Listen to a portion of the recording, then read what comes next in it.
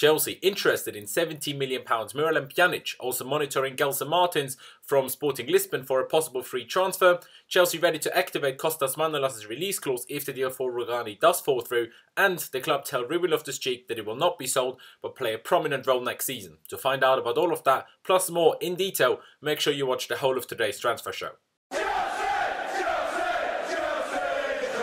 Hello there guys, and welcome back to 100% Chelsea for another episode of the Transfer Show. And this is the show where we give you all the latest news surrounding Chelsea Football Club, whether that is about a new manager or any players coming in or going out. And if you don't want to miss out on any of that, do make sure you subscribe to 100% Chelsea if you haven't already, and also make sure you click the notification bell button and choose to be notified about all uploads. On the last video we just about got 700 likes, so you did hit the target, which is absolutely amazing. Let's see whether we can do the same thing again and hit 700 likes. So, let's see if we can hit that. Would be absolutely amazing. Obviously the more the better basically, so make sure you drop a like down below, we'd massively appreciate it. But now getting into the video, and obviously Louis was meant to do yesterday's episode of the Transfer Show, but something came up for him and I was set at uni and had other plans basically, so annoyingly we couldn't provide you with a video yesterday. We apologise for that, but now getting into today's video and speaking about the stories of the day. And the first story I'm going to mention, we basically would have mentioned yesterday as it came out not long after my video was published on Wednesday evening. And that story is about Chelsea's interest in Juventus midfielder Miralem Pjanic, obviously the 28-year-old Bosnian central midfielder from Juventus. And reports have come out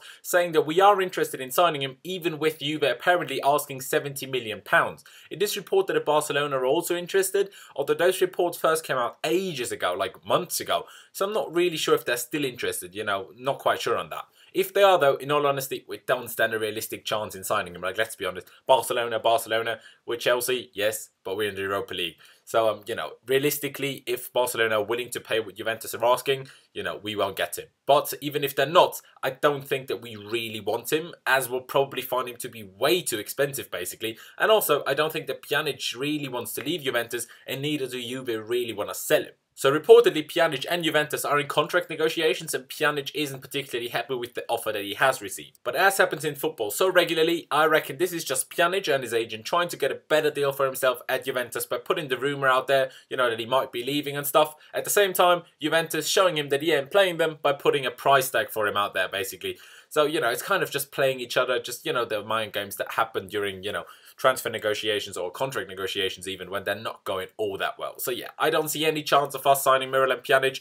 Also, he's one of those players that whenever I watch him, he never does anything particularly great except maybe score a scream off a free kick. But when I don't watch him, everyone says he's so amazing and he does so well every game basically. It's a bit like Ibrahimovic. He does those incredible things and scores those outstanding goals, but never when I watch any of his games. I mean, Miralem Pjanic is a very good centre midfielder. I mean, that's without doubt. I mean, I'm not sure whether he's any better than Jorginho. I'm actually not sure about Jorginho's pronunciation because it's a Brazilian name as far as I know. But obviously he is Italian, so I'm not sure how you pronounce it. Anyway, you know who I'm on about. And obviously Seri, I'm not sure how, Pjanic would compare to them. Like I said, whenever I see him, he's not particularly great.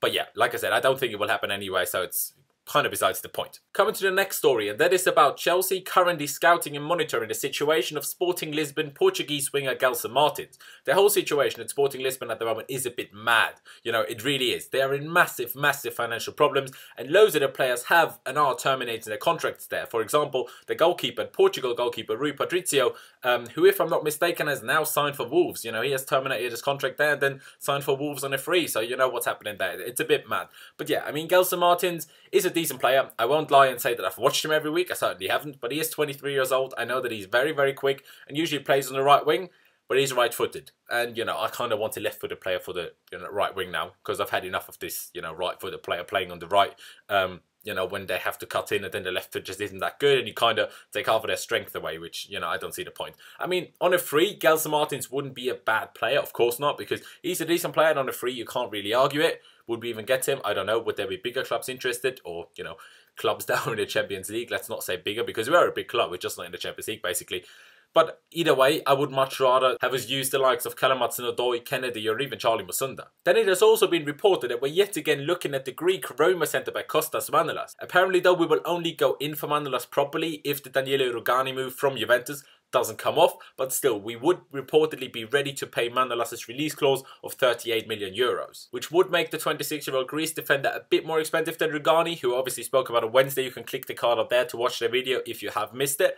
I mean, there's not a lot between them, but either way, they're both centre-backs. And you know my standpoint on it by now, you should do anyway.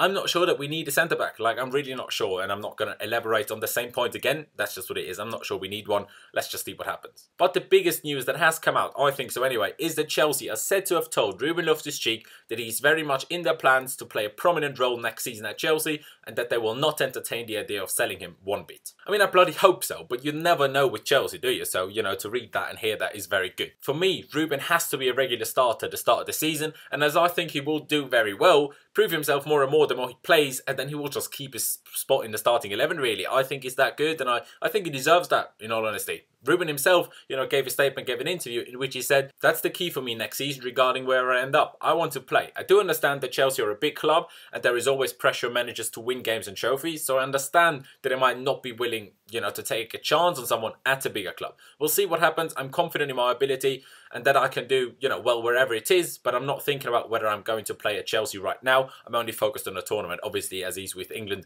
you know, at the World Cup, where he's most likely to play against Panama on Sunday, is it? As Dele Alli seems to be injured, which I'm very much looking forward to, and I hope he does really well, you know, Loftus-Cheek, that is. So yeah, he did give that interview while being obviously with England, and after that the story came out that Chelsea will not entertain the idea of selling him, and that they told him that as well. And obviously that's good. So like I said, we better play him and we better not bloody sell him. And if we do sell him, honestly, I'm going to flip my shit like mad. Like, honestly, I'll do a DT and get the banners out. Because that is unacceptable. Surely, like, he's so good. Whenever he plays, he's incredible, basically. Just play him for goodness sake. I mean, I think that we will, so I'm happy. But if we don't, I'll go mad. I'll go properly mad. But that's really it from me. Leave me all of your thoughts on today's stories down in the comment section below. Obviously, on Pjanic, do you think that there is any chance of, you know, us signing him? Do you believe in the rumour in the first place? What about Gelson Martins? Do you know more about him than I do? What about Kostas Manolas? Would you prefer him to Rugani? I mean, obviously, it looks like we'll sign a centre-back, even though a lot of us don't think that we need one. It looks like it, so who would you prefer out of the two? And also, just leave me your thoughts on the whole Ruben Loftus-Cheek story. Obviously, I think we can all agree that we're very happy that it seems like we're keeping him and that we're going to play him. But yeah, just leave me your thoughts on it down in the comment section below. And like I said in the beginning, let's see whether we can hit 700 likes on this video. We would massively appreciate that. And also don't forget to check out my social media, which is Laos1507 on both Instagram and Twitter, as you can see over here. And also the links to both my Instagram and my Twitter are down in the description, so you can just, you know, click them and follow me over there. I'd massively appreciate it. And obviously, if you are new, do make sure you subscribe to 100% Chelsea. And also don't forget to click the notification bell button and choose to be notified about all uploads, because otherwise you'll just miss some of our videos, because that's just what YouTube does these days. Either way, thank you guys for watching. Up the Chels, and I'll see you next time.